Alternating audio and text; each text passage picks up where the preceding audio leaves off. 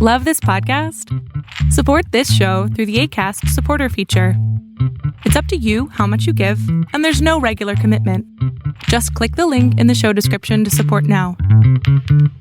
What's going on out there, everybody? This is Terrence Williams, TW talking about on your social media, and you are listening to Duke Loves Rasslin. This week on the Duke Loves Rasslin podcast, we have our main man, TW, man formerly known as Smash Williams. He is back. We have a long and fantastic conversation covering everything: AEW, WWE, black podcasting, brand building, you name it, we talk about it. It is just such a fantastic episode. Can't wait for you to hear it. But before we get to any of that, I want to remind you to check out Zencastr, Zencastr. That is my favorite program to use for all my recording needs. And the great part is, not only do they have audio, but they also have video options as well. So whether you're video conferencing, podcasting, just catching up with friends and loved ones, you definitely want to check out Zencastr. They have paid subscriptions. They also have a free version, which I'm actually using right now. Transcripts, the whole 9 yards. And get this, Zencastr has started to do hosting. So for all you podcasters out there, if you're looking for a host for your show, please consider Zencastr. You will not regret it. I'm telling you right now. Once again, Zencastr, made on Zencastr. That's right. Without further ado, let's get on with the show. You're locked in. Look at what we have here, folks. To the only show that matters. The cream of the crop. Duke Loves Rasslin. And there is no one that does it better than your host. I have come here to chew bubblegum and kick ass. The Duke. And I'm all out of bubblegum.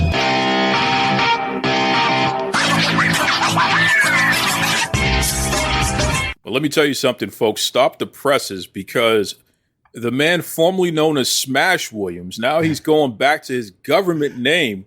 I mean, listen, this guy, I don't know if he's a 007 or what do we call it here? Name him Clay? I'm going to call him Clay.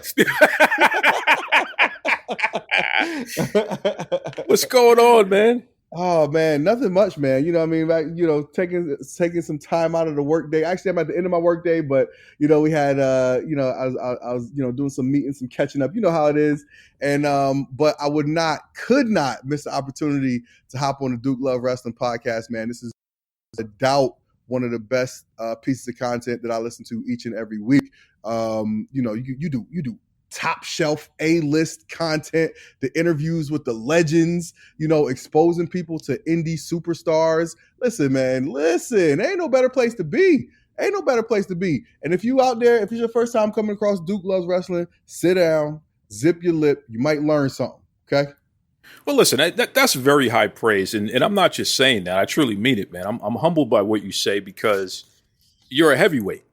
You know what I'm saying? And we don't have to get too deep into what your shoot job stuff is and all that good stuff. But you're a guy that you're deeply involved in the production of not only podcasting, but also television. So for you to say that, it's a big deal, man. I wonder, though, because there's a lot of people that will tell me that behind the scenes, but they certainly are not going to put their name on it in front of the world because they're afraid of the backlash or all that goes. They just, but let me tell you something though, dog. That's one of the things I love about you. Like, you know what I mean? Is that like you are not afraid to dive in to the smoke, and like you are here for all the smoke. You know why? Because, and we were just talking about this before we hit record, is you believe in what you do. You know what I mean? You believe in what you do. Like when you say something, you got receipts to back it up. And you know what I mean? And I'm sure if you wrong, you got no problem retracting. You know what I mean? And admitting you was wrong. But you come at it with confidence, and you don't just come at it from like talking out of your neck. You know what I mean? Like you back it up. And I'm always going to have respect for anybody that can validate their opinions. You know what I'm saying? Did I say validate? Validate their opinions with stats and facts and receipts. You know what I mean? Like that, to me, that's what makes the difference between somebody who's just a blowhard and, again, somebody who's just, spitting facts.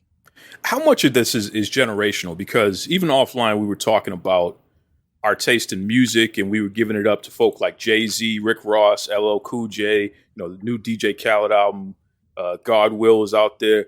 How much of you and I being on the same page about a lot of this stuff has to do with the generation we grew up in? It could be a lot of that. I mean, like, so much of this stuff is generational, man. Like, I think it's funny.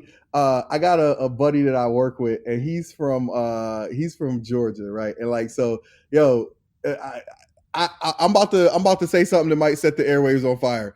Southern people got the worst rap takes in the world. Not the worst rap taste, but the worst rap takes. And you know why?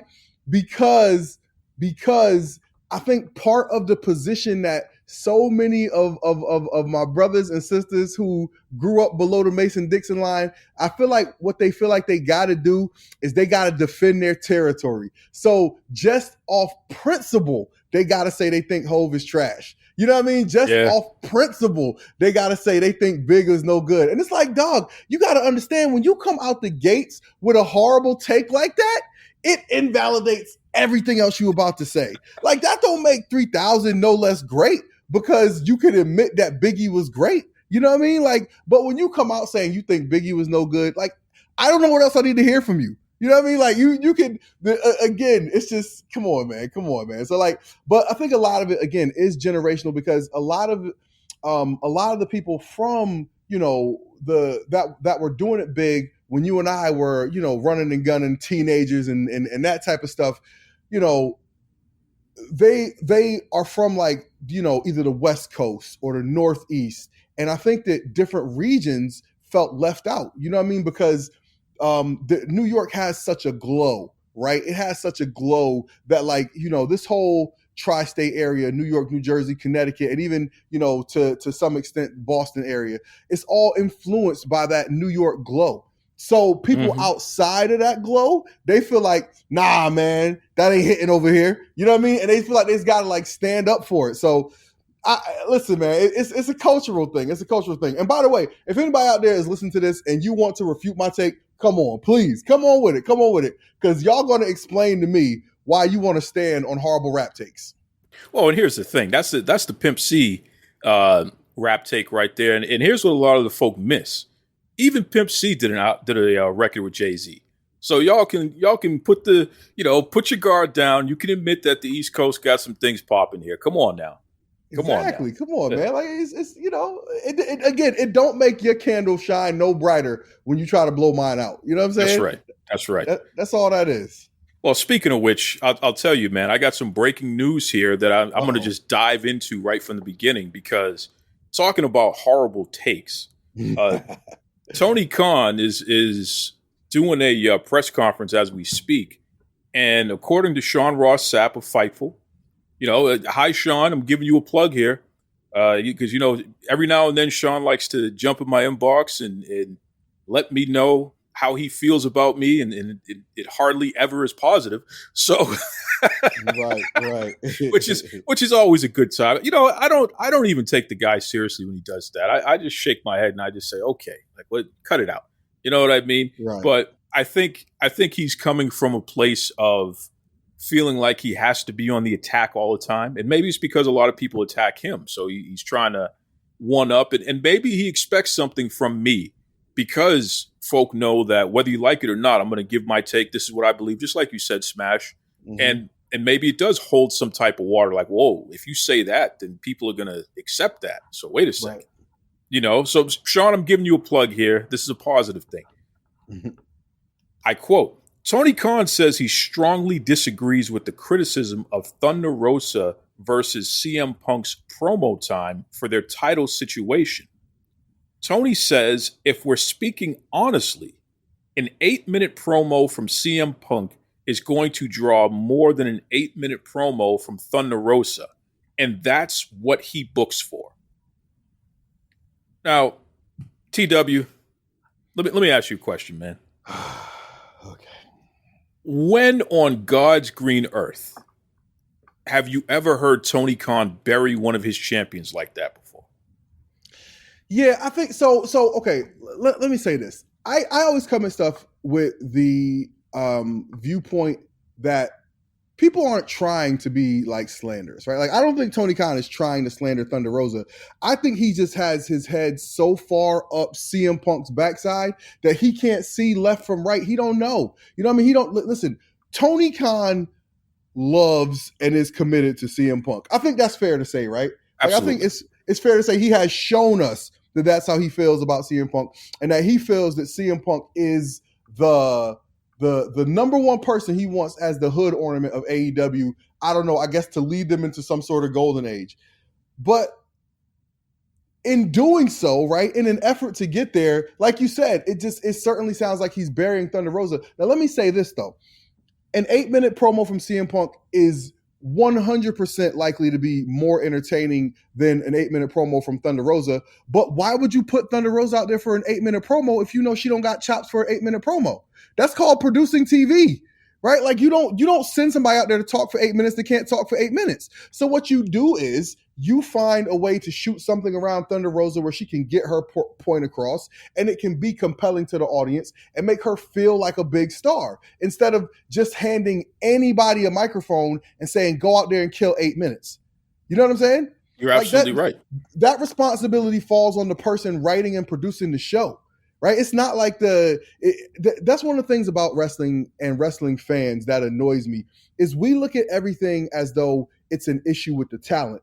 Yes, talent has different strengths and weaknesses, but I think we've all heard Paul Heyman talk about the way he produced ECW a lot. And one of the biggest things he would say is that he saw it as his job to emphasize people's strengths and hide their weaknesses. So again, if you have Thunder Rosa and you know that her strength is not to just go out there with a live mic and drop zingers, then don't send her out there to do that. You know what I mean? And let's take that a step further. If she can't do that, but she's your champion, then what are you doing to develop her in that area? Because here's what we know. Tony Khan is doing absolutely nothing to develop Thunder Rosa on the mic. He gave Britt Baker, who was very weak on the mic, by the way, in the beginning of AEW. What did he do? He gave her Tony Schiavone. 2 years of TV time and Tony Schiavone and Rebel yep. and Jamie Hayter. You know what I mean? Gave her everything. To Britt Baker's credit, she developed. Absolutely. To her credit, she developed. But who in the hell has he... Now, let me say this, because I want to give credit where credit is due. He has done the same thing with Jade Cargill. Sure. She has had...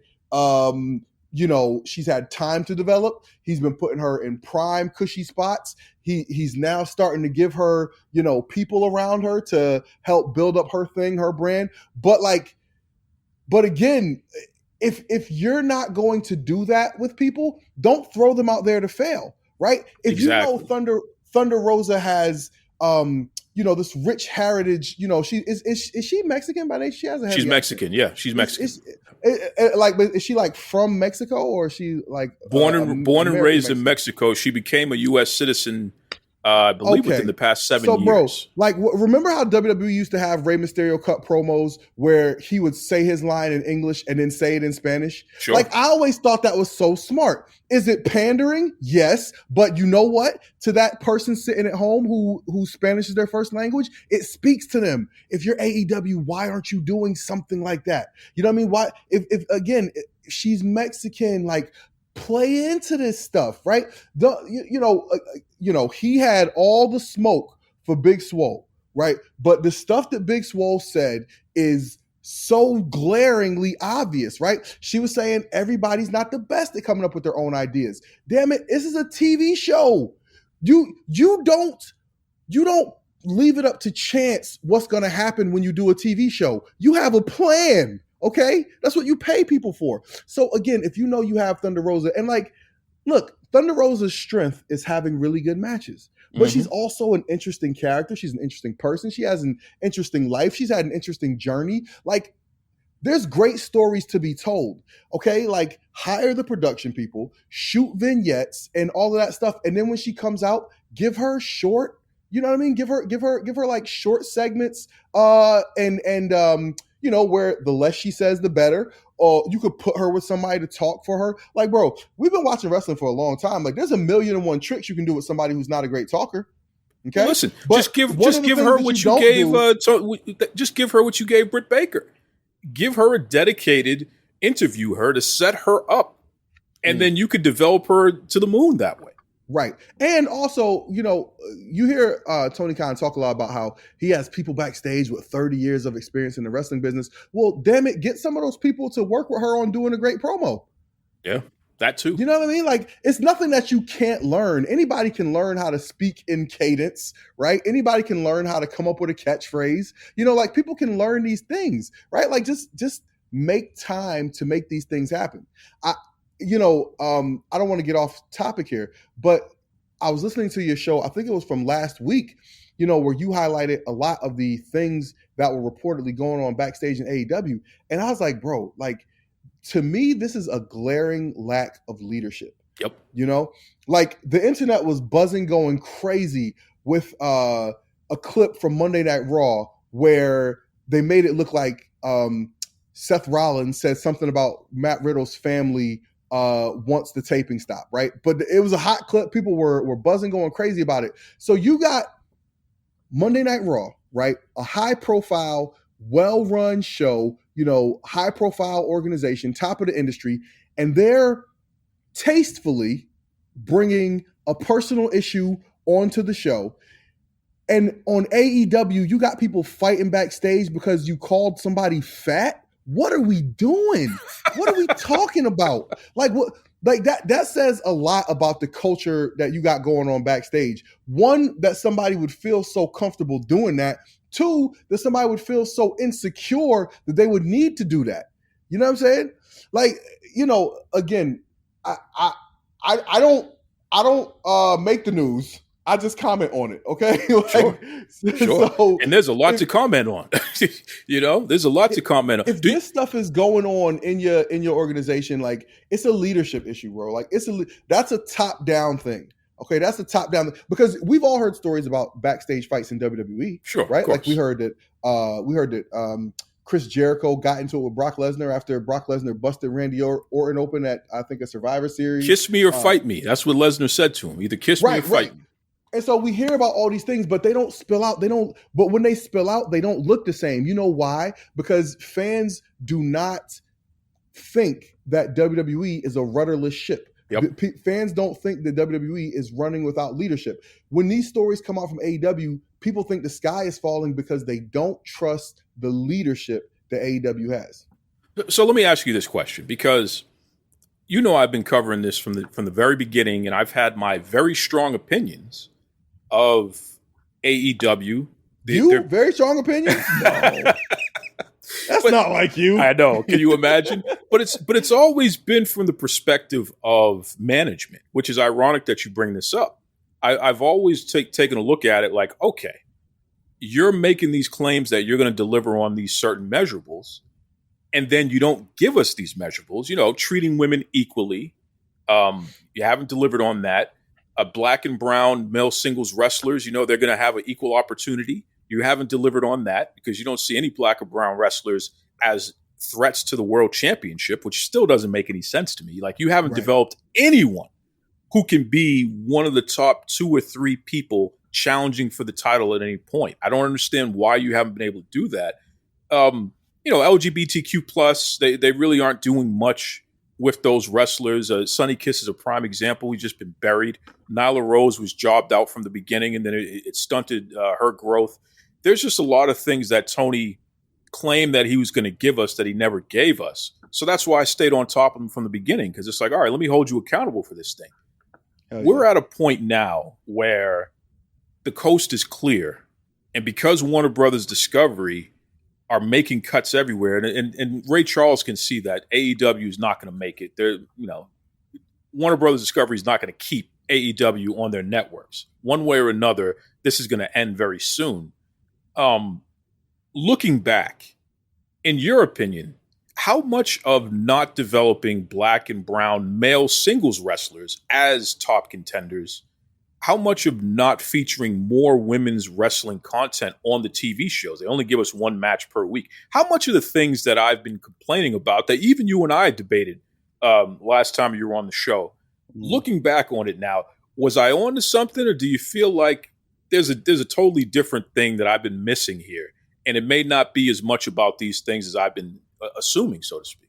Nah, you've been spot on, brother. You've been spot on. And here's the thing about it is it's not for nothing, right? I think like a lot of people when they hear somebody complaining, oh, you just want, there to be a black world champion. It's like, okay, well, you know what? You made Scorpio Sky a champion. How'd that work out? Okay. Yeah. Like it's not just put the belt on somebody. It's just push them in a way that where they're respectable, right? Like MJF's never had a title, but he's looked at as a top star in that company. Okay. Jungle Boy, he's had a tag team title, but he's still, he's been booked very strongly. Darby Allin, booked very strongly. Okay. Like there's no reason in the world that you couldn't have been booking the Acclaim stronger from day one. No reason in the world. Like people say, oh, they're not ready. What the hell do you mean they're not ready? What do you mean they're not ready? Come on, man. Was Jungle Boy ready? Was Britt Baker ready? Like, you got to give people time. Like bro, watching Darby Allin wrestle is like, they say you got to suspend your disbelief to, watch wrestling. That is an exercise, a full-on marathon in suspension of disbelief. Like, bro, Darby Allin weighs about 50 pounds. That coffin drop would not hurt if he did it from the top of the Empire State Building. Like, it just doesn't, they push who they want to push, right? And so again, they clearly have a target audience in mind. And by the way, whenever they talk about the demo, and you tell me if I'm wrong about this, because you deal in ratings and that type of stuff. But when they talk about that 18 to 35 demo, right? It's 18 to 35 demo. Isn't that 18 to 35 demo white males? Isn't that isn't that part of that demo? They just kind of cut that out for I guess digestibility purposes. Like they don't want to say 18 to 35-year-old white males. They just say 18 to 35 demo. Yeah, and we know that that's who they're talking about because Tony, to his detriment, has gotten very specific about the key demo that he's trying to attract, because he also says they're the most educated people in the nation. They have the most disposable income. So you really start narrowing down who you're talking about when you start putting those additional identifiers on there. You know what I mean? The assumption meaning, hey, white males got the money. They're the smartest people. That's who we want. And F everybody else. and by the way, if you just say that, then you actually will take a lot of heat off. Yeah. Like people will not yeah, you'll have some people who still buck about it, but I bet you there's a lot of people who be like, all right, cool. You don't want my time, my attention, my dollars. Cool. I'm out of here. You know what I mean? But the truth is, Black households have consumed wrestling in large numbers for every wrestling territory that's ever been around. Okay, like look, Black people are only 13% of the country. We'll never be the largest demo for a national product. But here's where we are the biggest, right? We're the biggest drivers of content in social media, where companies like AEW live and die. Okay, and so if you were smart enough to look at the fact that you could use content that is consumed and reviewed positively by the Black audience, then that would help out AEW a ton, so much. But like, it's funny. It's almost like he has a game he's playing to never ever admit he was wrong about the way he came at Big Swole. You know what I'm saying? Like, he refuses. Like, we see that he's done more. Like, again, you see they use the Acclaim more. They got Swerve and Strickland. They were using Hobbs and Starks more. And clearly he was responding to the backlash that came from everything, that went down with Big Swole, right? And he was responding to it by putting more Black talent on TV, right? And by featuring them more prominently. But I feel like there's been a regression of that recently, right? Maybe since like CM Punk came back and Bryan Danielson was in and out, and now he's back. But even look a couple of weeks ago when they broke up Hobbs and Starks. Was that not the biggest thing that people were talking about coming out of Dynamite? Like, so you have this portion of the audience that may be a smaller portion of the audience, but is very effective in how your product is viewed and talked about in the online spaces, and you refuse to make content for that audience. Like, that's a level of stubbornness that is usually exclusive to white men, but but as a billionaire, I'm sure he has absorbed a lot of that. Well, Tony his mom is white. Oh, there you go. There you go. So what he's identifying as in the way that he makes his moves, it's all pretty consistent. Yeah, very consistent. Very consistent. And again, look, bro, just say it, right? Just say it. If that's how you feel, if you're like, look, man, I find that if you just come out and say it, then at least you can stop having to talk around it and defend it. Just be like, yo, man, look, I don't make this product for women. I don't make this product for the blacks. You know what I mean? Just say how you feel, man. Be like, yo, this product is for Chad. And Chad and Sully and Fitz and those are my guys. And the rest of you, I don't care what you think or how you feel. Yeah. And I feel like if you just say that, then the rest of us can go on about our business. Well, that's the thing, because here's where we are now. You have this product that is supposed to be the number 2 wrestling promotion in North America. So this is a place where you can attract enough stars that people will tune in on a regular basis. And, your ratings are allegedly supposed to be consistent. And if you listen to Dave Meltzer, these are all the reasons why AEW is going to be successful. You listen to WrestleNomics, this is the reason why AEW's next contract is going to be at least $100 million a year, which would be up from the average of about $42-43 million that they're under right now. All of these things are supposed to translate to tremendous success. Yet here we are in reality where, because they have essentially pushed away the majority of everyone that's not a white male, they've put themselves in a position where it's very difficult to sell advertising during their programming. And, the network, if you're not someone that we can market to families and stuff like that, then why are you here? Because we can make a hell of a lot more money showing reruns of some movie that we own, or what is it, How I Met Your Mother, or whatever the hell it is that they air. Regardless of that, they make money off of that stuff. Mm-hmm. You know what I'm saying? So it's interesting where Smash, I predict AEW is not going to be on any Warner Brothers Discovery channel within the next 12 months. They could get canceled tomorrow. But I guarantee you a year from now, it's not going to be happening anymore. I'd be shocked. I'd be surprised. I think that in today's world, content is king. And I think that, if you're AEW, if you can consistently deliver, 900,000 people a week, live, you're getting, they're getting the advertising with that picture-in-picture advertising. I think there's value in the product and the way they present it. And again, let's not forget, they target towards that all-important key demo. Nobody's going to turn away that key demo, right? And so I think they have something to sell. But here's where I think is the interesting question is, in the world of business, people are always looking for growth, right? They're always looking for growth. Where's the growth?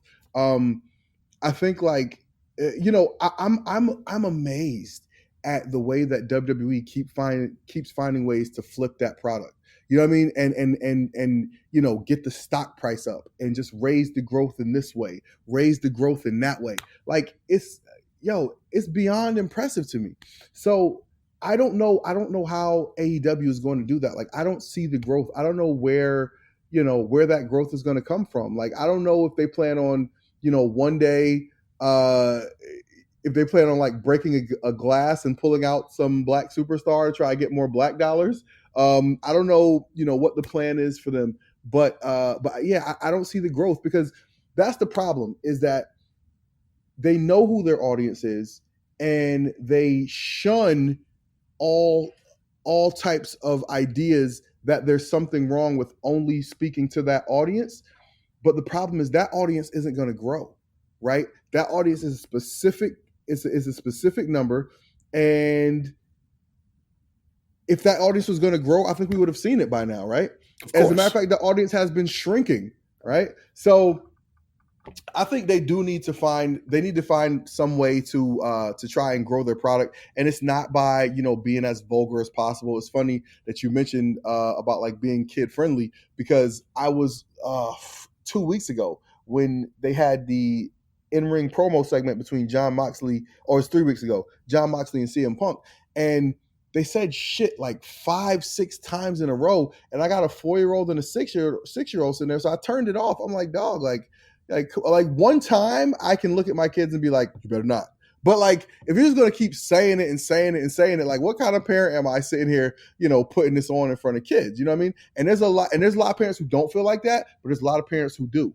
You know what I mean? So what you're doing is, some people complain about WWE, whether they're TV PG or TV 14. Who cares?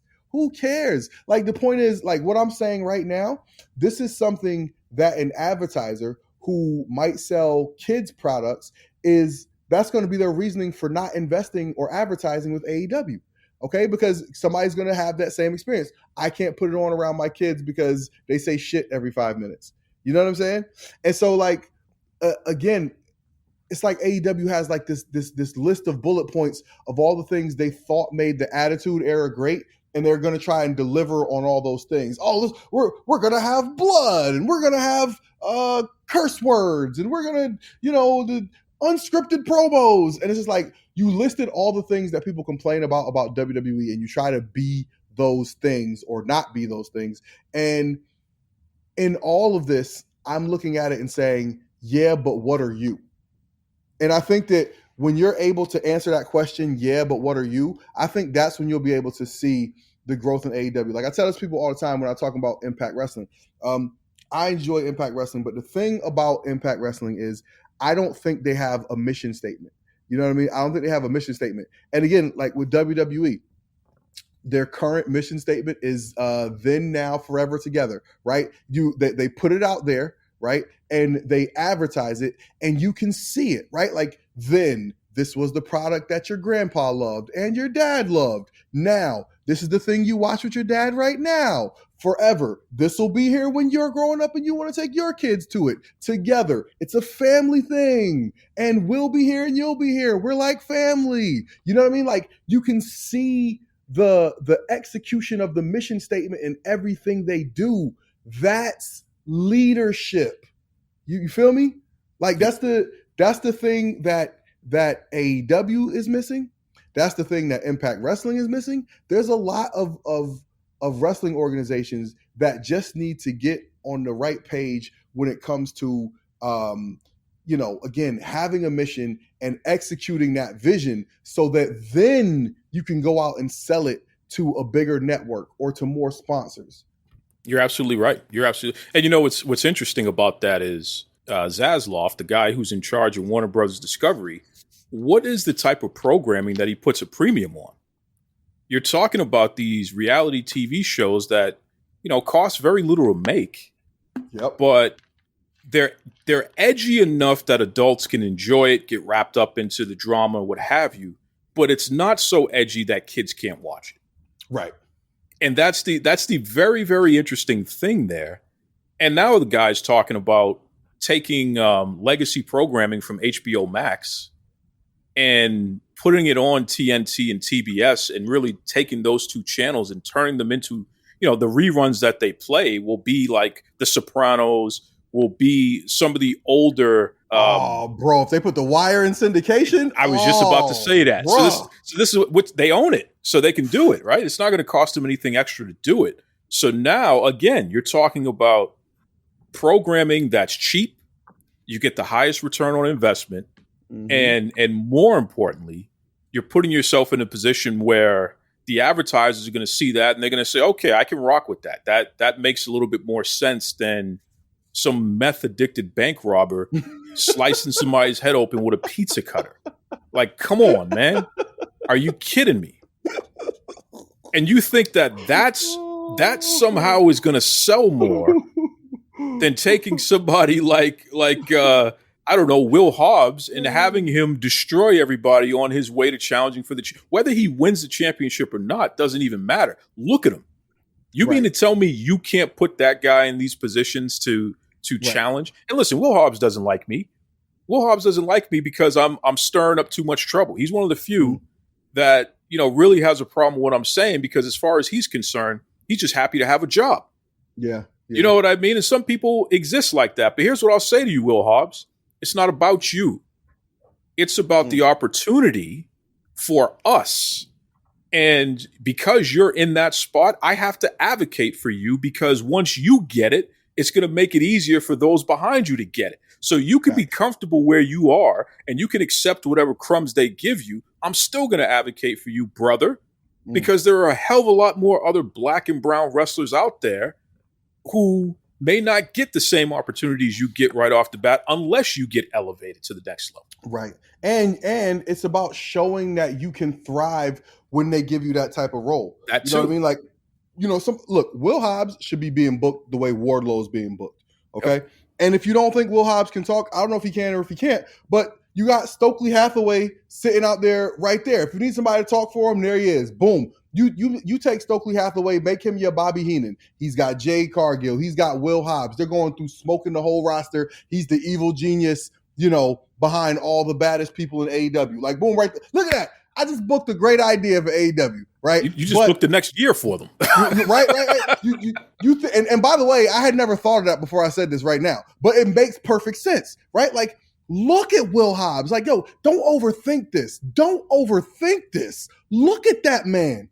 Okay? Look at that man. He should be walking out, smoking people in 5 minutes and be back in the dressing room. Okay? Like, this is not hard. That's what they want to do with Wardlow. But the truth is, what we're finding out about Wardlow is that minus MJF, Wardlow's not that interesting. Yeah. Stop me when I'm lying. He's Terry Cloth. Stop me when I'm lying. Somebody tweet me the interesting thing about Wardlow. Yeah. Okay? Like, so I'm like, and I'm not hating on Wardlow. This is just what I see. Like, again, doing the Goldberg method, we're going to follow you from the back. You come out, you smoke people, powerbomb symphony, back in the dressing room. That's hot. I love it. And it works. It absolutely works. Impact Wrestling was doing that with Masha Slamovich, and it works. It totally works. But why can't you do that with Will Hobbs?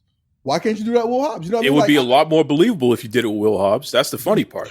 Yo, so again, like, the thing is, they can book people how they want, when they want. And I think that's important for people to see, especially when you got like all these people who, I'm going to try to do my best to avoid name calling when I say this, but you have a lot of, black people who hate to hear black people advocating for black people because they feel like you're making them look bad in front of their non-black friends because they would never be out here advocating for black people. You know what I'm saying?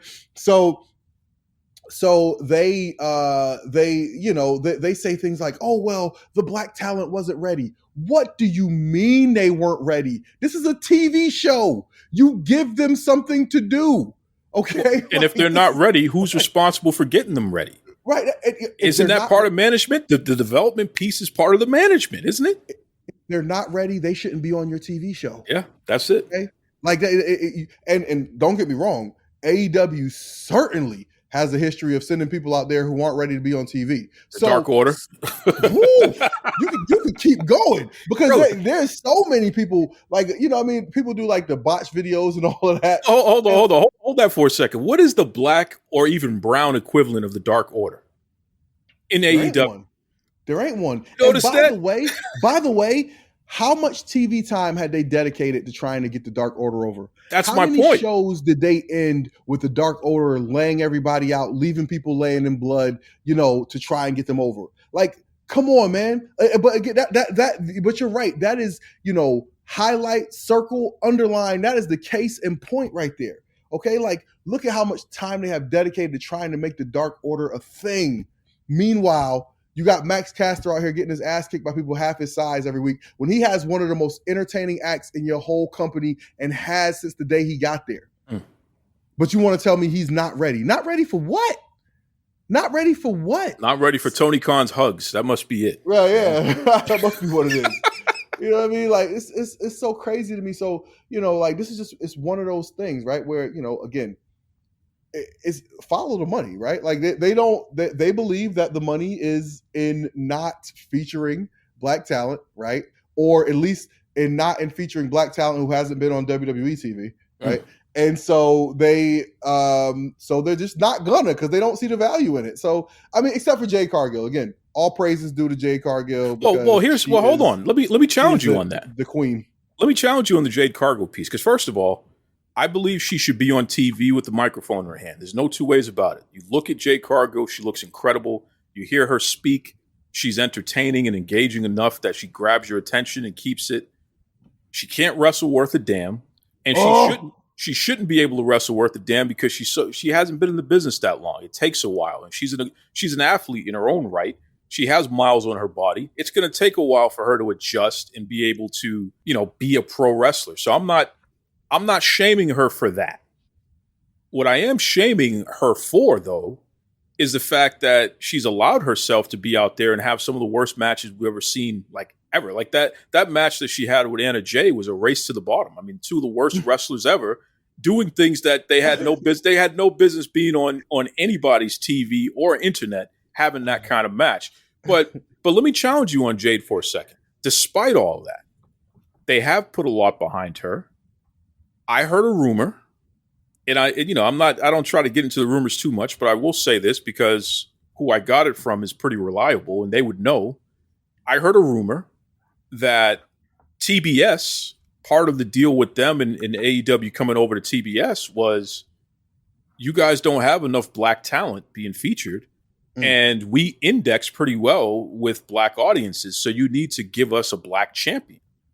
So that whole TBS title thing for the women, the whole purpose of that was so we can say, hey, look, we have a black champion. Not only that, she's a black champion for TBS. She's the network champion, even though they barely show her wrestling on the network, which is another irony that doesn't make any sense. But here's my question to you, Smash. Sure. If they're doing the right thing by Jade Cargill, then why isn't she the women's champion? She should be the world champion. Well, I think so. Okay, I'll say this. I think what you just said would be a justification for that. If they have a mandate from the network to prominently feature a black superstar, and Jade is absolutely the perfect person for that. And in order to get better, right? Like you got to get reps, but you got to get reps with people that can help you. Yeah. Like you just mentioned, Jade Cargill having a match with Anna Jay. Like embarrassing. Anna Jay, embarrassing, come on, bro. And now there's a young lady who they invested so much in, and she's gotten worse. She is the worst wrestler on the planet. She has no business on TV. And here's the thing too, right? Like there's people who in AEW who can really wrestle. Yes. Like, you know who can wrestle? Penelope Ford. Penelope Ford can wrestle, but the thing is, they got her going around doing this hot chick gimmick, and so like you don't get to see her go out there and like wrestle. She had a match with somebody, I can't remember who it is. It was probably Serena Deeb. You know what I mean? Because everybody has a great match with Serena Deeb, but she was out there like really wrestling. I was like, oh my god! Like they got this girl coming out here like with the butt cheeks hanging out, doing splits, and it's like, okay, cool. Like I get it, I guess, but like. At some point, you got to deliver the wrestling, right? And she can wrestle. She can wrestle. Yep. But they don't have Jade working with people who can wrestle, right? Like, again, Jade should be working with Serena Deeb. Yep. Jade should be working with Thunder Rosa. Yep. Jade should be working with people who can help her. Yep. When you got her out there working with Anna Jay, it's the blind leading the blind. And again, let me just, disclaimer here. I have great respect for professional wrestlers. They do something I can't do. They're tremendous athletes. They put their body through pain for my entertainment. I totally respect what they do. That said, I've been watching wrestling for years upon years upon years. I know what's good and what's not. Okay. So anyway, Jade, again, like she has it all, dog. She has it all. But again, wrestling is something you got to develop with reps. We don't know, what type of reps she's getting when she's not on TV. But when she is on TV, she needs to be working with somebody who can help her have great matches until she's able to be the person who can carry an Anna Jay through a match. Because AEW got a lot of damn Anna Jays, bro. They got a lot of it. They got a men lot and of women, it. men and So, women. Right? Yes. And so, like, and, that to me, that was like the number one thing that stood out about AEW as a product was how many people they were putting on TV who were not ready to be on TV. And again, but if you're gonna do it like you do, like you did with Britt Baker, like you did with Jay, right? Like, give them the time to develop. That's cool. I love it. I got no complaints about that. But again, if you're putting Jade out there, and by the way, she has shown and proved that she deserves to be invested in, right? Absolutely. Like, I agree with that. She deserves to have you put people around her who are going to make her better because she's going to be an icon for your company. You know what I mean? Like, when get out here in some of these online conversations that Black fans are having about wrestling. Okay, I believe Jade Cargill was top 3 on the BRP 50. Shout out to the BRP. I think she was top 3 on the BRP 50. And again, like, we were having a conversation about list the other day.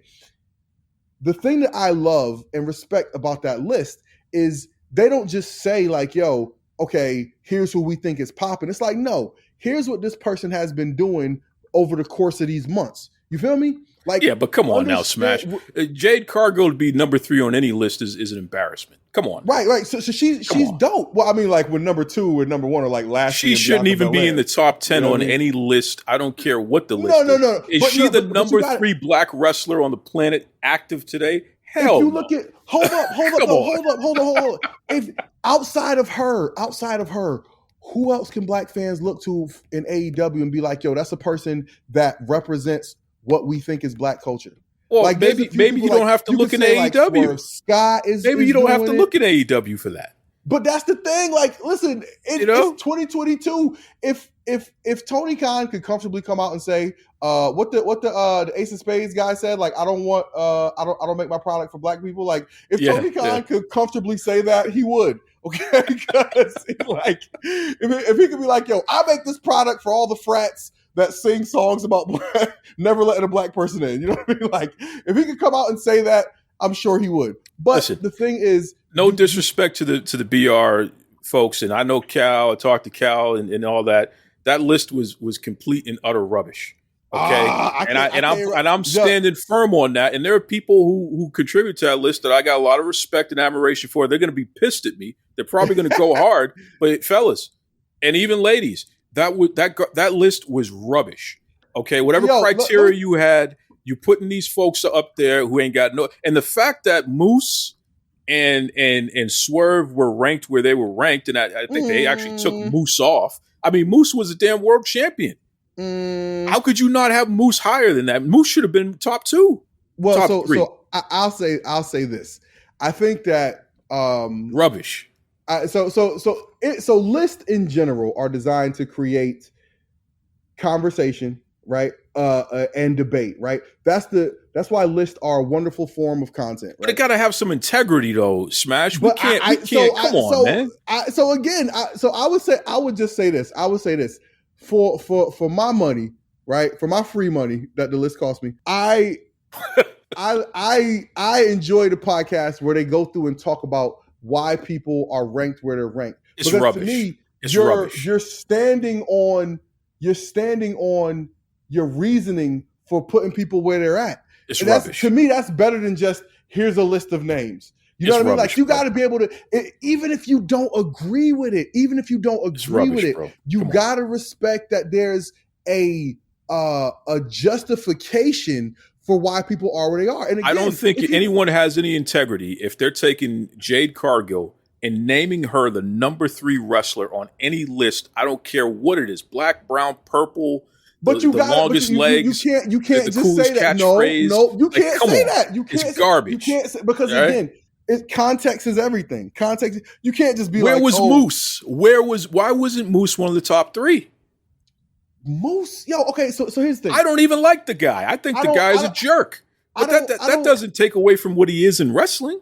But here's the thing. The thing is that Moose had an issue, I think, the year before where I think he didn't like where he was ranked, and he asked him to take him off the list. Yeah, but who gives a damn about that? It's a ranking about who the top wrestlers are. I don't care if you want to be on it or not. So now we're gonna shift the conversation here a little bit. We're gonna shift the conversation here just a little bit, because to me, and this is something where I feel like this, as content creators, right? Like one of the things, like, we developed a nice little community. Shout out to Brian H. Waters, Yes. the godfather of the Black wrestling diaspora. Good man. Damn right. And he's connected a lot of us, and I think we do a great job of trying to support each other's content, support each other's work. Because some of us do. Some of us, absolutely. I totally agree with you. You always put everybody on. I always put everybody on. Brian always put, but not everybody, because they feel like they got to be in competition with certain folk, which is silly. Which you're 100% right. You're right. And so some of us do a great job of supporting each other's content for the exact reason that we know what we're trying to do. We're all trying to build. We're all trying to, trying to get our thing going. And so I would feel like, as a pro wrestler, you are in the same space, give or take, that we are. But you're on TV, and yes, we're writing or blogging or talking about what you do, but you're trying to get your brand up, to get your profile up, to raise your exposure too. So if you got people out here talking you up and supporting you, that's good for you. That's good for you. So as a Black wrestler on a high profile program, I would think you would want to support Black people who are out here creating content geared for Black people. Yeah, but you're not going to support nonsense, though. You can't tell the world what's that the nonsense Swerve that you don't like that you were number one. You can't tell the world that Swerve is not one of the top 5 Black wrestlers active today. That's just not true. And you can't tell the world that a guy like Moose is not a top 3. That's just not true within the time period. That's just not true. Okay. But if you're giving criteria, their criteria, their criteria had Jade Cargill number 3. It's garbage. To me, what makes the difference is, again, if you are arbitrarily saying this is who I like more than other people, I think that's one thing. But if you're saying based on this, and this, I think this person belongs here, this person belongs here, then I respect that, because you're saying here's criteria as opposed to just saying here's who I like. Nah, it comes down to who they like, and I'm going to tell you flat out, it lacks integrity, and I'll take all the criticism from everybody. Listen, if somebody wants to say I'm the worst podcaster ever, I don't care. I don't care if you put me on your list, do it. And wrestlers, if I ever make a list of who I feel is the best or the worst or what have you, I don't care if you don't want to be on the list. I'm going to tell the truth. I can't take something like that BR 50, 150, whatever the hell it was, and look at it and see Jade Cargill at number 3 and not see Moose in the top 3, not see Swerve in the top 5, and consider that a credible list. That's a popularity list. And a lot of those guys, they feed off of their personal relationships with these wrestlers, who they like, who likes them. To see some of those guys arguing with Swerve and with Moose was an embarrassment. What the hell are you doing arguing with those guys about your list? If they don't like your list, they can go to hell. Who cares? But it's bro. So I agree with that, but I also feel like, to me, it's all about like how you approach things. And I'm more inclined to think like you, in the sense of, I wrote it. This is how I feel about it. You know what I mean? It's the truth according to me. And so that's what I'm putting out, and that's fine. But I would say this. I think that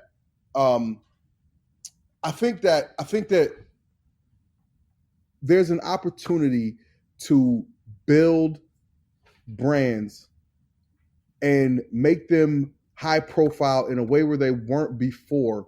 And I think that having the buy-in of people who are on large platforms helps a lot. But you got to earn that though, TW. Hold on. I would understand if the content was insulting to these wrestlers, if it was talking down about how they do their job, saying that their work is subpar or something. Well, isn't that what it's saying if you're ranked? Okay, so look, one of the things that listen, I didn't participate in the actual ranking. Of course you didn't. But the thing is that, like, again, when you justify something by saying you were off TV for 3 months, how can I put you above somebody who was on TV winning championships for 3 months? Like, to me, that's a valid justification of something that, right? Is it? You count how many matches each wrestler had, and then you take a look at the quality of the competition that they faced. Jade Cargill has never wrestled anyone in her life that is of a higher caliber than whoever Swerve or Moose has wrestled in that time period. Whose fault is that? But bro, it comes back to the same point. There's got to be integrity in this. Here's what I would say. Here's what I would say. I would say that even given all that, Jade still shines like a damn disco ball, bro. I wouldn't even put her in the top 20. She'd be lucky to make the top 20. She can't wrestle. With all the things that you could say to her disadvantage, she's still the one of, if not the top thing I'm checking for on AEW TV each and every week. Why? You know what I mean? Like, why? You're not checking for wrestling. I know that. Because I want to see what she's going to do. She's an interesting character. Best Cargill match you've ever seen. It's not about just the matches, dog. It's not about, I'm not the wrestling police. It's not about the matches. You know what's funny? Speaking of like matches, right? AEW has really been they've had Will Ospreay on their TV shows a lot lately. Yeah. And Will Ospreay can go. That dude can really do a lot of cool stuff in the ring.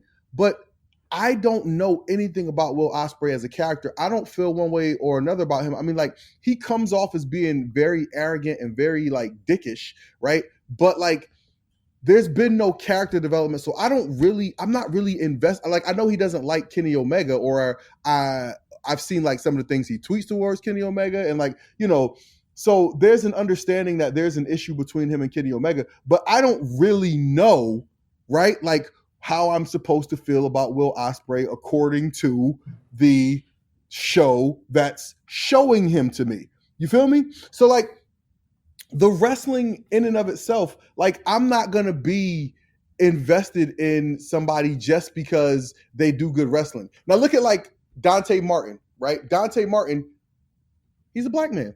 So I'm automatically invested in your success right there because you're a black man and I want to see you succeed. Then you get out there and start wowing me with your in-ring talent, right? Dante Martin needs to learn how to wrestle. He needs to learn how to wrestle. I feel you. Grab a hold, yada yada. I grab a hold. But the point is, he still is.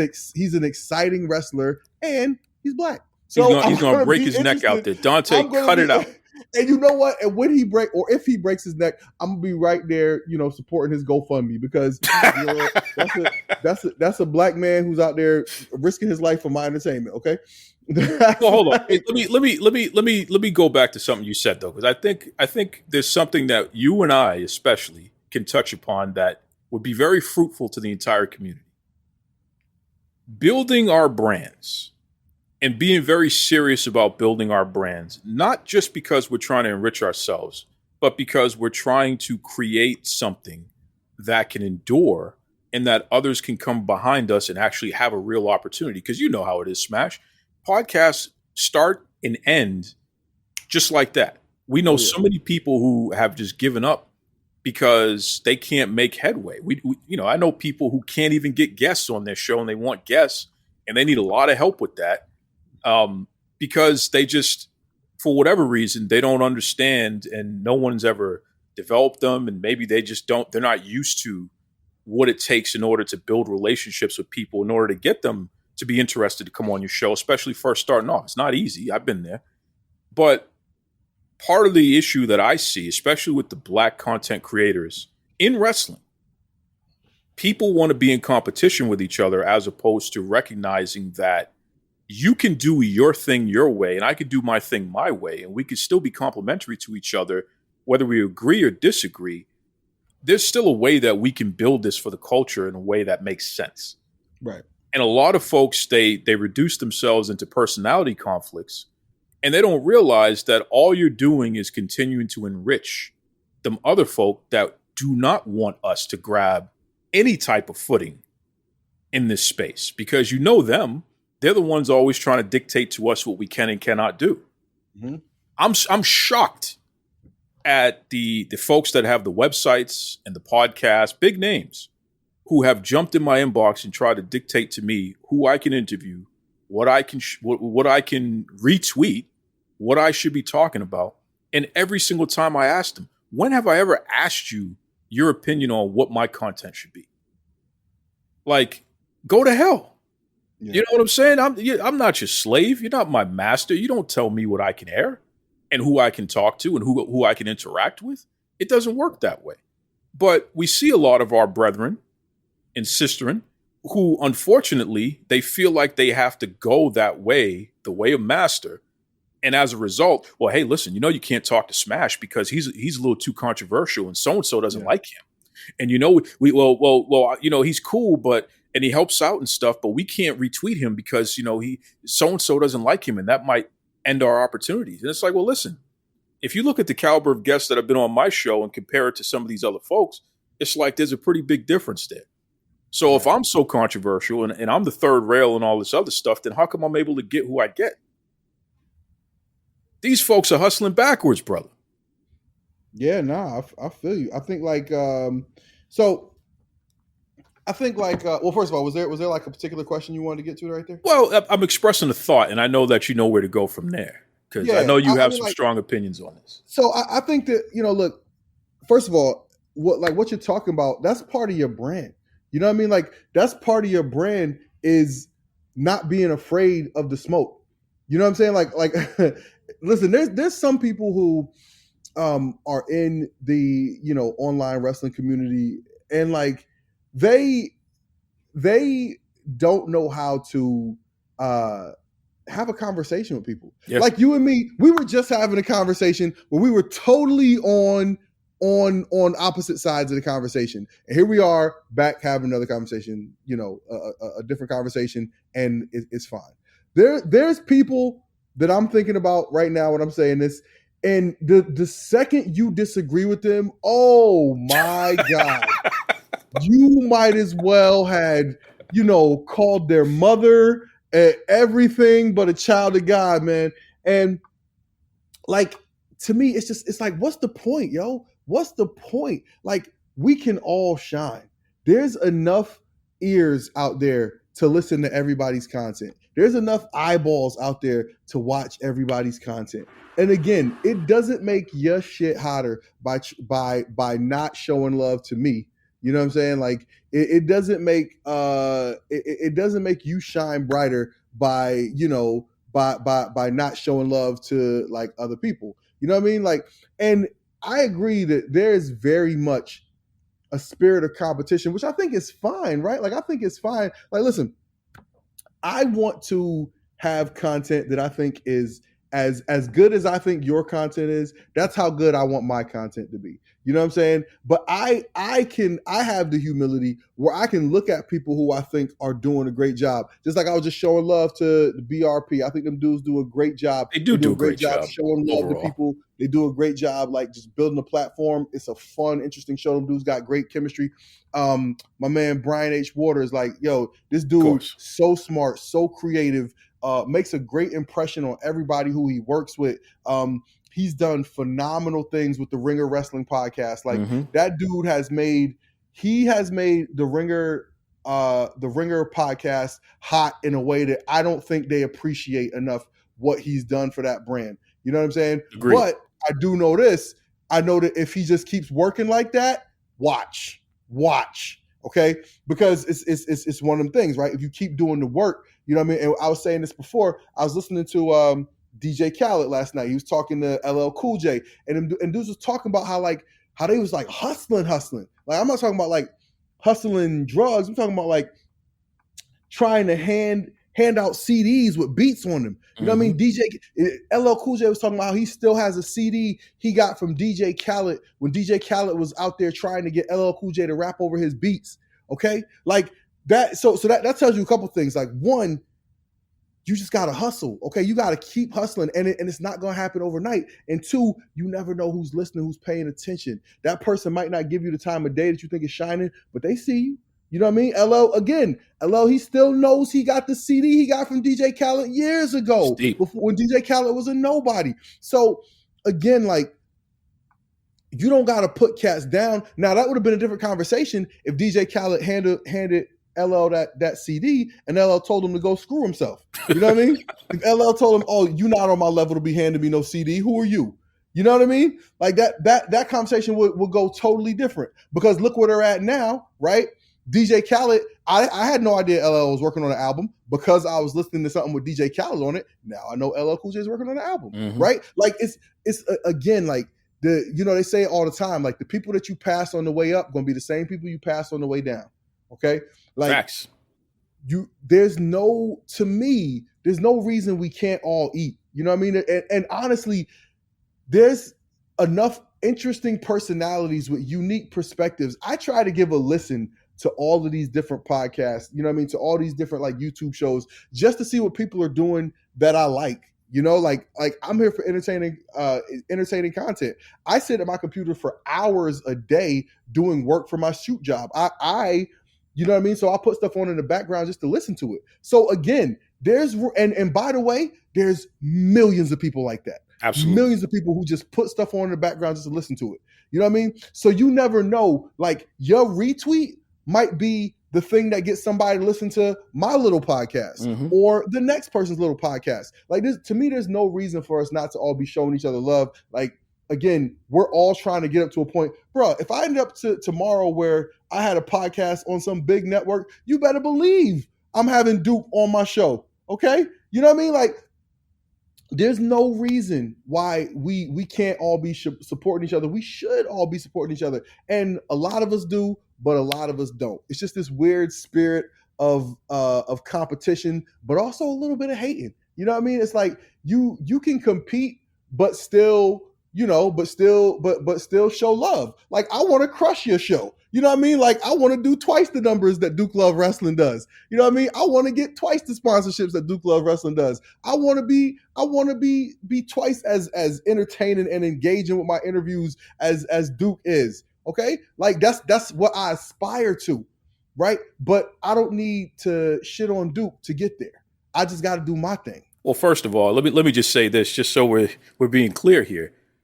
You have one of the more professional, polished, engaging, and generally speaking, like your Handsome. stuff, your stuff is ready for TV. I mean, let's call it what it is, and there's a reason for that too, because in the shoot world, you're a heavyweight. That's your skill set. So your stuff's ready for TV, bro. There's no question about that. When I check out your stuff, I'm just like, damn, this is a TV show. No, I appreciate that. You know what I'm saying? And that motivates me in a different way, because it's like, I need to get up to that level. Oh man.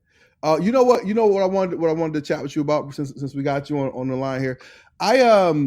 You do a great job giving a shout out to the world of women's wrestling all the time, man. Like, and we talked a little bit earlier about, Tony Khan and what he is saying or thinking about Thunder Rosa.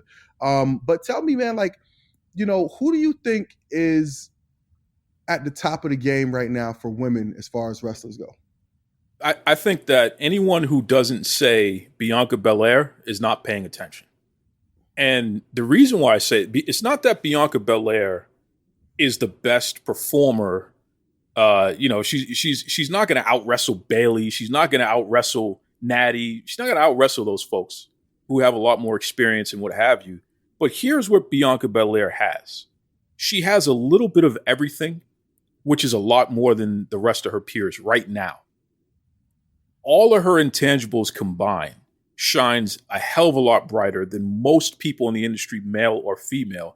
And I was so impressed with her match with Becky Lynch at SummerSlam that no one could ever tell me that this woman isn't at the top of the list right now for women. And even, let's go back even a step further, because the build from last year's SummerSlam to now, her feud with Doudrop, I thought that feud with Doudrop and some of those matches they had on Raw and what have you, bro, those are some of my favorite matches of the past year. Yeah. Just incredible stuff. And not just because she's picking Doudrop up and doing her finisher to her, but the whole match was something that I did not expect. I did not expect the caliber and the quality of the wrestling to be what it's been.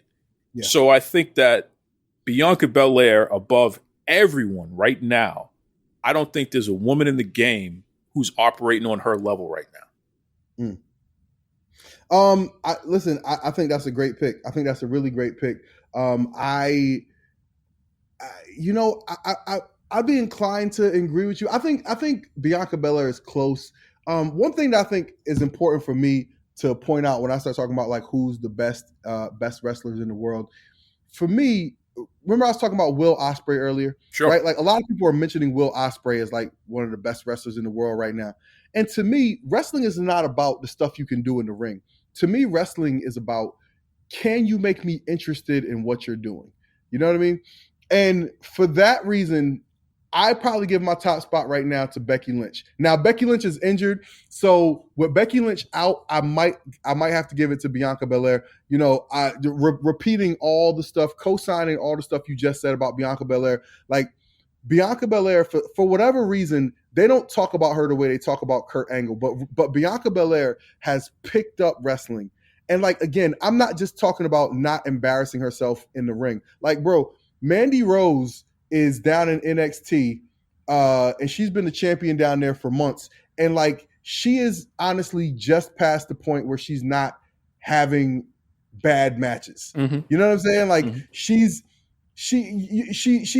only going to be so good of a wrestler. You know what I mean? And like, you look at somebody like Bianca Belair in a relatively short amount of time, like you said, like, look at the matches she's putting together with Becky Lynch. And Becky Lynch, listen, to me, this run that Becky Lynch was on, like, damn Roman Reigns. Okay, Roman Reigns, he's had a great run, but the run that Becky Lynch has been on since she came back from having her baby has been some of the best stuff I've ever seen. Yes. Like, she was one of the most beloved characters in wrestling.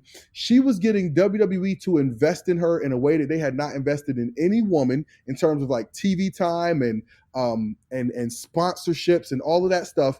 And she took all that and came back and said, I'm gonna now be a bad guy.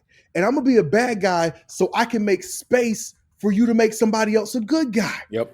Okay. Yep. And so in doing that, she helped elevate Bianca Belair. And I think it's so important. So the same way that everybody laid down for Charlotte Flair on her rise to the top, everybody needs to be laying down for Bianca Belair on her rise to the top. And for the most part, that's happened. For the most part, that's happened. Right. No, I agree. And Becky Lynch has been the first person in line to do that. Well, she's not the first person. She ain't the first person. The first person was Charlotte. The first person was Charlotte. Has Bianca ever beaten Charlotte? I don't think Bianca's ever beaten Charlotte, but it's okay because Charlotte was the first to give her the rub. WrestleMania match. She went down to NXT and started wrestling Bianca from the beginning. But I'm sorry. Look, we've read all the stories of the conversations they have in the locker room. You put the champ over clean in the middle of the ring. Fair. Okay. And they need to do the honors for this woman because she is everything that is needed to carry this women's division and this company into the future. Like, you see Bianca Belair just signed with a big name marketing agency, and like, she is going to be to the moon. Okay. So they need to fall in line. Everybody needs to fall in line. People need to be lining up to do these jobs for Bianca Belair. Okay. Agreed. Bianca, but I almost can't talk about Bianca without talking about Becky, okay? Because Becky had, again, such a phenomenal run. And the best thing that Bianca did, which I think even though she's out injured, I still have to put her at the top of my list of women's wrestlers right now. Look at the amount of people she made us care about her having a match with. She built a match with Lita in like a week. She built 2 matches with Liv Morgan. Okay, a match with Doudrop. Like, Becky Lynch was out there because we knew this whole time was building to her, having a match with Bianca Belair. But on the way to get there, she made you care about so many people that you would otherwise not give a damn about. Like, this run that Becky Lynch just finished is some of the best work I've ever seen, some of the best work we ever will see. And I think it really set the standard for what it means to be a great pro wrestler. So now that Becky's injured and she's taking a break, I would definitely put Bianca at the top of the game, in my opinion.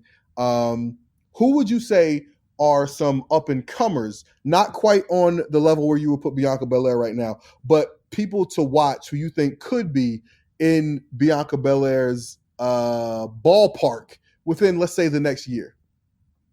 I think there's a path. I'm not saying it's going to happen, but I think there's a path based on the quality of work. Tiffany Stratton. Ooh. Tiffany Stratton down in NXT is churning out some of the best wrestling that we'll see from anybody. And it's scary because she has no experience. All of her experience is coming from NXT. She's got her character down. Her in-ring work is not embarrassing. There's nothing sloppy about it. She doesn't make any crazy botches or anything like that. She is so believable in a way that reminds me of Bianca. Just like that's a wrestler to me. I see Tiffany Stratton and I just say, man, just put the rocket ship on her back right now and let her go. Get the hell out of her way. You know what you just said, though, that I think is actually really dope. What you just said, she reminds me of Bianca Belair. I think that's going to be the standard going forward. When you see somebody that appears to be like a prodigy, somebody who's an athlete but just picks it up, that they remind you of Bianca Belair. It's almost like when you watch the NFL and it's like any short white receiver, people are like, oh, he reminds me of Wes Welker. Yeah, right? But like but it's like when you're so good at something, you become the type, air quotes, the type.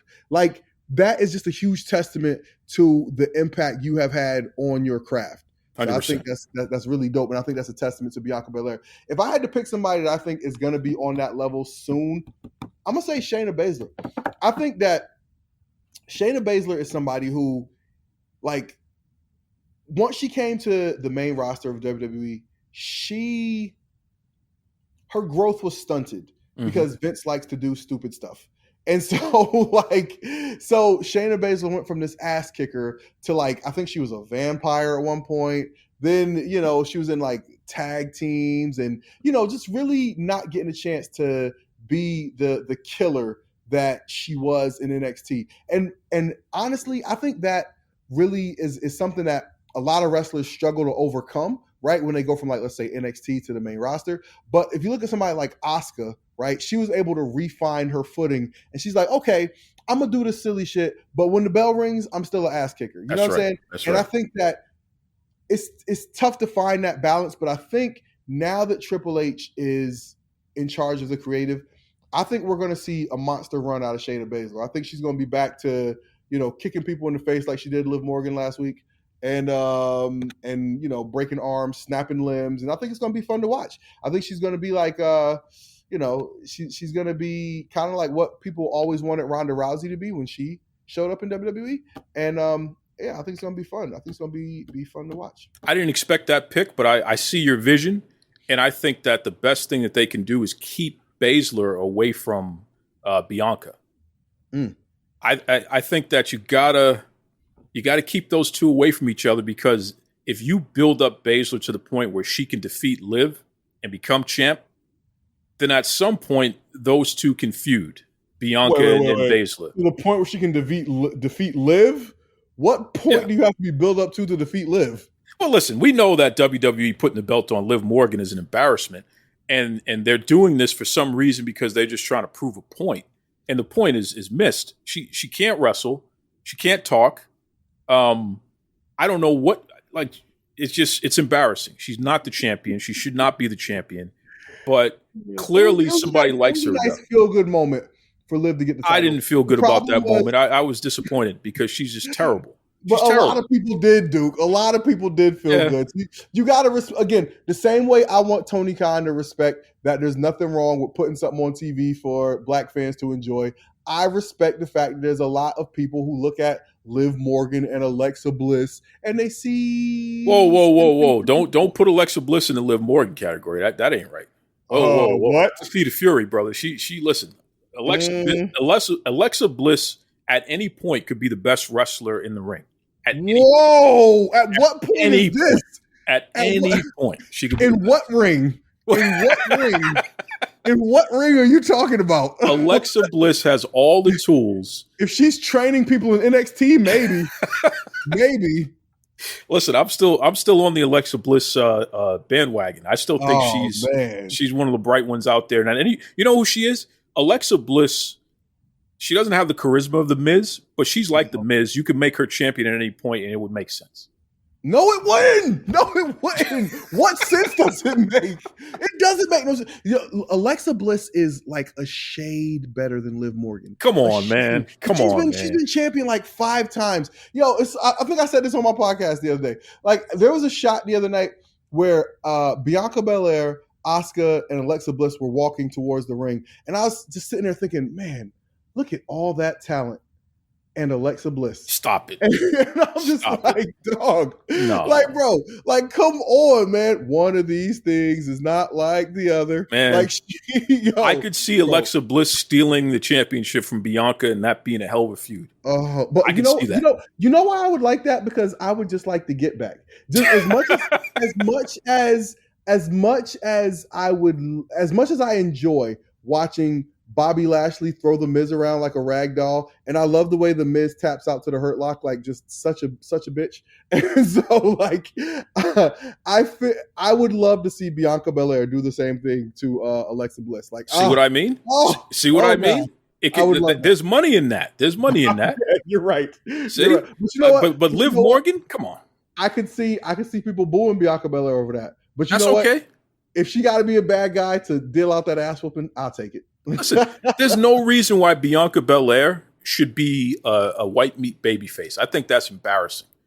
In reality, when you're saying you're better than everybody else, you're not a babyface. No, that doesn't even make sense. Her character does naturally lend itself to being a heel. I totally agree with you. But here's the thing, though. I think what's important from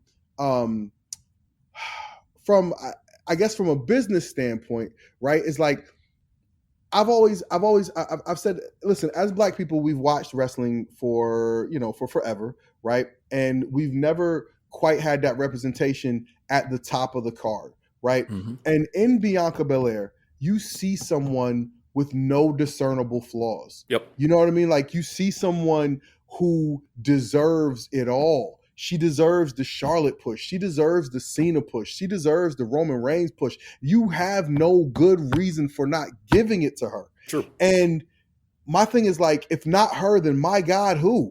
You know? And so, and that's male or female. You know what I'm saying? Like, she's got it all. And so for me, I feel like I just want to see her be in that spot. And I don't care if she's got to be a good guy. I don't care if she's got to be a bad guy. Like, I just want to see her get what she deserves. And she deserves to be at the top of this industry. Absolutely. And I think that Roman Reigns is the blueprint for a Bianca Belair. You have to stay the course with her. Even when the reactions are not always 100% there, you got to stay the course with her because the intangibles are there. And when you look at, Google Trends and things like that, she's making waves. People are interested in her. So she may not get the biggest pop in Philadelphia today. Right. But she still can headline WrestleMania. Right. And let's keep it real. Let's keep it real. There's certain parts of the country where they just not here for what she's bringing to the table. Yeah. Because, sassy Black woman doesn't play well in every state. Yep. But the thing is, again, like, she's so good that I feel like Bianca's not like she's a dope character who happens to be Black. You know what I'm saying? Yep. Like, it's not like she's so Black in all her presentation. Like, everything about it is Black, and I love it. But I feel like you can't make an excuse that her Blackness is off-putting. You know what I'm saying? Well, that's because she's comfortable with who she is. Right. There's no identity crisis there like we see with certain individuals, and I won't name them, even an individual that's in AEW now. Part of the reason why this person wasn't accepted so well is because they have an identity issue. Right. There's something to it. You know who I'm talking about. Right. You're right. And it's authentic. I'm going to keep it 100 with you. It's authentic. There's no reason to it's authentic and it's real. It comes off as real, and when it doesn't come off as real, you can see it. You can see it. So it is what it is, man. I think it's it's a beautiful time that that a talent like Bianca Belair is in position to go as far as her talent will take her, and you don't have to necessarily feel like, yeah, but you know what Absolutely. I mean? Like, yeah, but will they cheer for her in Wisconsin? You know what I mean? Because you see, the fan videos like any other time, anytime WWE is at like a live event, people will post like, hashtag WWE Sheboygan or whatever. And like, you'll see the people that are ringside, and all the little girls, the black girls, the white girls, they all got the EST like glitter on their face and the ponytail, the whole deal. Like, she is it, bro. She is it. And then what's not to love about her though? She's colorful. I'm talking about literally the way that she dresses. She's colorful. Yep. She's beautiful. Mm-hmm. She has muscles, natural muscles, by the way, because she's an athlete. It's like, what isn't she? She is everything that's cool. Mm-hmm. Yesterday, today, and tomorrow. That's not going to go out of style. Right. Who that character is. You know what I'm saying? That character endures because that's the superhero.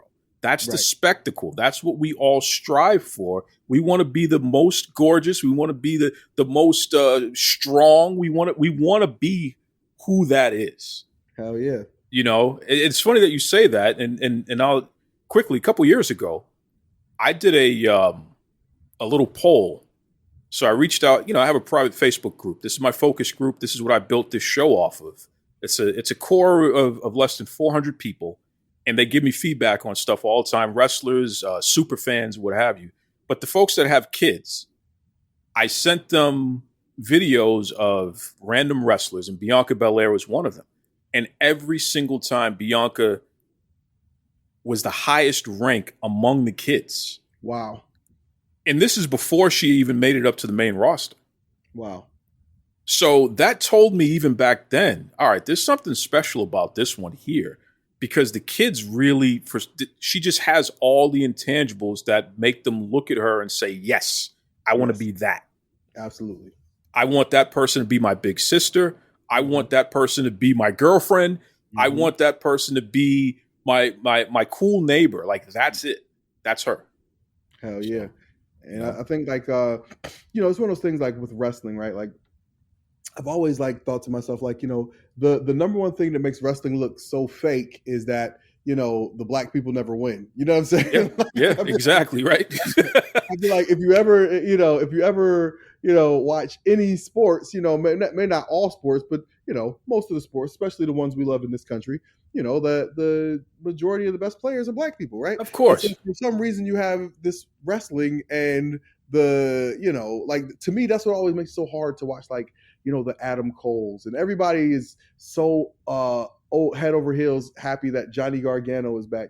And I'm like, yo, man, like, that's great, but I need my Bobby Lashleys. What I'm saying? Like, people who look like they can just rip your skin from the top of your head to the toes of your feet. Like, that's what looks like a world champion wrestler to me. You know what I'm saying? Like, you can do all the super kicks you want and like all of that shit, but like, again, the look matters and the presentation matters. You know what I mean? Like, so yeah. And again, Bianca Belair, she checks every box. Every box. Just quickly on Lashley, because I was saying this on the Earnestly Speaking podcast. Shout out to EJ Christensen. When I look in the mirror, I see Bobby Lashley. Oh, yeah? And it doesn't matter if the rest of the world doesn't see that. That is who my alter ego is. Oh, okay. This guy with the big muscles who, like you said, he can kick everybody's ass. You know what I mean? He's dressing sharp. He's a guy that he's not a very controversial guy either. He's just a guy that's about his business. Right. You know what I'm saying? There's something about that character. That's who I look to. That's who I see. I see myself in that character, but not that I see myself like he needs to look exactly like me. No, that's me with the volume turned all the way up. Yeah, no, I get it. Yeah. So it's, and that's what wrestling is supposed to be. So to get back to your point about Johnny Gargano and I are the same size, man. You know what I'm saying? Like I pretty much. I mean, I'm not as skinny as he is, but you get the point. I say, Duke, you talk like you're bigger than that. Well, yeah, I know, right? But I got a couple pounds on him. But basically, we're the same size. It's like I shouldn't be in a wrestling ring. I'm not going to be main eventing pay-per-view. So what the hell am I looking at that guy for? He's not my champion. Adam Cole is not my champion. Right. Like, come on. Right. I want to see Bobby Lashley. Right. And exactly what you're talking about. That's how I feel when I see Alexa Bliss. Right. Fair. Like the same thing. I'm like, I remember when they had Alexa Bliss beat Nia Jax. I'm like, yo, come on, dog. Come on. Like, this is the human that we saw bust Becky Lynch's whole face by mistake. Yeah. What a hammer fist. Alexa Bliss beating her with the fakest looking punch in the history of wrestling. Oh my God. All right. You know what? Like you said at the beginning, I'm man enough to admit when I'm wrong. I still like Alexa Bliss. I'm still a fan of hers, but you're right. You're right. I see what she brings to the table. Don't get me wrong. I'm human. I see what she brings to the table. But wrestling ain't about that. Yeah, fair. That's fair. At the end of the day, it's supposed to be a simulation of a fight.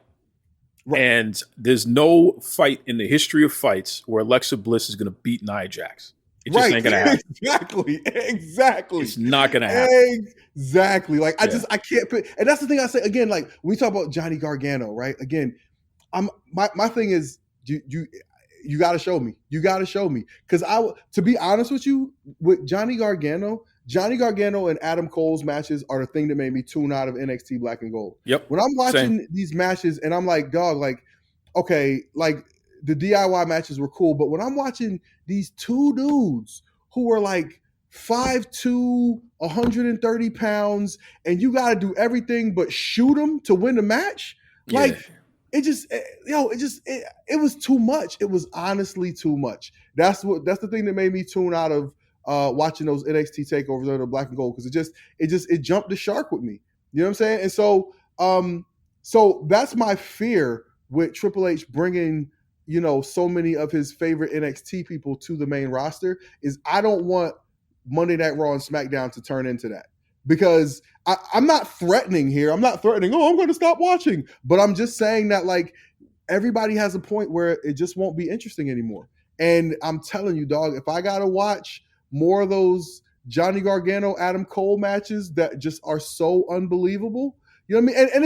And it's not just the size, okay? Everybody is all about the size. Like, it's not about the size, okay? Because look at, like, Pete Dunne is the same size as those guys, but he looks like he will punch your face off. Yeah, he's believable. There's no question about that. Ciampa, same size as those guys. He looks like a crazy person, okay? He believable. looks like he will fight you at the drop of a hat. It's not about how big or tall they are. It's about the presentation. Johnny Gargano does not present like an ass kicker. Adam Cole does not present like an ass kicker. Alexa Bliss does not present like an ass kicker. The Miz, the Miz doesn't present like an ass kicker, but he's so good at talking shit that at least you want to see him get his ass beat. You know what I'm saying? And he usually cheats, so it's okay. Right, exactly. You know what I mean? There's some logic behind that, at least, right? He's not an ass kicker, so he's going to find another way to beat you. Exactly. See? Oh, man. Listen, man, we could go all day. We love wrestling. We love wrestling. Shout out to We Love Wrestling. Oh, yeah, of course. That's the man right there. T, good man. Listen, plug your stuff, man. Plug your stuff. Oh, man. Well, if anybody here is still listening, this was a bit of a long-winded conversation, but we hope you guys enjoyed it. You can follow me on Twitter at TW Talking About. You can follow all your social media at TW Talking About. You can also follow my podcast page at Talking About Pod. That's TalkinBoutPod. We try to get the content out to you regularly, and I'm here for these takes, man. Like, if you like what I had to say, if you don't like what I had to say, tweet me. I'll tweet back. And make sure you show love to Duke, because this man got one of the best podcasts going. The content is consistent, the content is strong, and the content is not bottom shelf, it's top shelf. Listen, man, you put me over big time. And again, let me just say, what I respect and appreciate about you the most, you're a grown man. We can disagree on topic to topic. You don't take it personally. You know what I mean? You understand the fact that we live in a society, which means that everybody's going to come from things and see things from a different point of view. So it's not going to hurt your pride that I disagree about a take. No. You know what I mean? And it's not the end of the world or the beginning of the world if I agree with a take either. At the end of the day, we're bringing what we have to the table and we're having a conversation. And if everybody listening right now, I beg of you, pay attention to what my man TW talks about on his timeline. Definitely listen to his content. This is grown man stuff. And this is the type of stuff that I love right here. I learn constantly from him, but there's a reason for that too. I mean, again, in your shoot world, I mean, you're the real deal, man. So there's a reason why your stuff is polished, why your stuff makes sense, why it flows the right way, why it's coherent. Let me say that again, coherent. I don't have to work to understand what the hell you're talking about. Right. You know what I'm saying? There's a reason. Somebody say something that don't make sense, and they're like, "Well, Google it." I shouldn't have to Google it. I shouldn't have to Google it. I should have to work harder than listening to you. Like, come on, man. Yeah. But from the bottom of my heart, I respect you. I appreciate you. I always look forward to sharing your stuff. You're the real deal, man. And I wish there were more like you. That's the main idea there. Thank you, man. I appreciate it. If I could say one more thing, man, to everybody out there, embrace having conversations with people with different points of view from you. You know what I'm saying? Like it's funny, like not, I hope this doesn't devolve into a whole nother thing here. but one thing, like I'm a political independent. Okay. But I do tend to lean left, but I'm left on some things. I'm right on some things. Same. But whenever I hear somebody that has like a really outlandish political take, I always want to hear the justification. Like, I just want to hear it. You know what I mean? Because I'm interested in knowing why people think what they think. Why? Because that makes me more equipped for when I hear it from somebody else, right? At least now I understand where somebody is coming from with that opinion. You know what I mean? So, and I think if we can all do that, man, like, the world be a more understanding place, more empathy, and just be, just be a better place. I had a work situation today where I was working with somebody who just was, they were being rude, they were being uncooperative, and like it was jamming me up. You know what I mean? It was interfering with my ability to do my job. But I honestly, like, I thought to myself, and like, listen, first of all, I would never get like out of pocket or unprofessional about my job, but like, I'm not afraid of no man. You know what I'm saying? So yeah, right. I don't have a problem of having a conversation that needs to be had. But instead of trying to bite his head off for jamming me up, getting in my way with whatever was going on with him, I stopped and thought to myself, I was like, man, like, who knows what's going on in his world that is making him come to work and act like an asshole? You know what I'm saying? So, because I'm sure nobody wants to, be known for somebody who is at work, acting like you don't want to do your damn job. You know what I mean? So like, I just wanted to share that, you know what I mean? Like, I had a moment today where, like, again, like somebody was acting in a way that was, like I said, it was interfering with my ability to do my job. I thought it was unprofessional. It was a lot of things. And, I would have been well within my rights, my justification to bite his head off. You know what I'm saying? But I stopped and thought to myself, like, what might this person be going through that is making them act this way at work? You know what I mean? And that didn't change the fact I'm still going to email a supervisor. But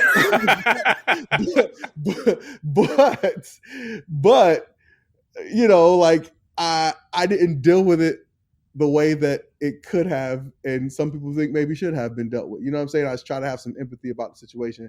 So man, I hope sharing that makes somebody else think, like, just stop and think when you're dealing with people, because you never know what other people are experiencing in their day-to-day life.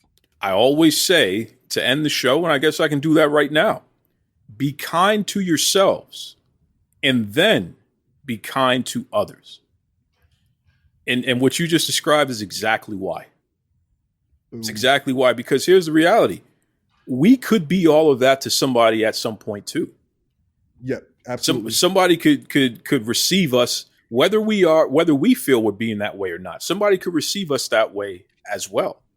And it's like, damn, I hope I get some grace in those moments. But right. How can I expect to have grace in those moments if I'm not affording other people the same grace? Absolutely. That's why I don't cuss people out. It's not that I don't want to. People are surprised. Duke, you don't swear. And it's like, nah, it's not that I don't swear. Of course I swear. Everybody swears. But I recognize the fact that if you start returning that type of energy to people, where's it going to go from there? I might have to beat the hell out of somebody after. Right. So before we get there, right, exactly. let me find another way. You know what I'm saying? Because then what? So which ironically, people are praising people in AEW for beating people up allegedly and all this, the Eddie Kingston and Sammy Guevara stuff. And I took a different route. I said, that's not acceptable. Nobody should be getting beat up at work. And what you just described is a prime example. It's like, look, that dude was being a jerk, but you beating his ass, then what? Right, exactly. Then you know what I mean? Who's going to win in that situation? Right.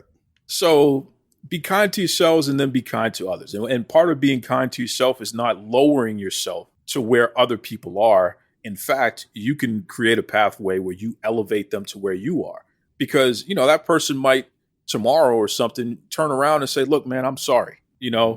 I wasn't being right the other day and I apologize. Yep. And then what? Then you find out that, such and such in their life is sick, or they found out this news and all that. And then it's like, damn, okay. Yeah. So it's deep. But again, you're a grown man. So this is exactly what we're talking about, man. I wish more people out there would have this type of sensibility, because again, in the spirit of collaboration, we all could probably get a lot further together if we approach this whole thing this way. Hell yeah. So, there it is. Appreciate you, brother. Appreciate you, man.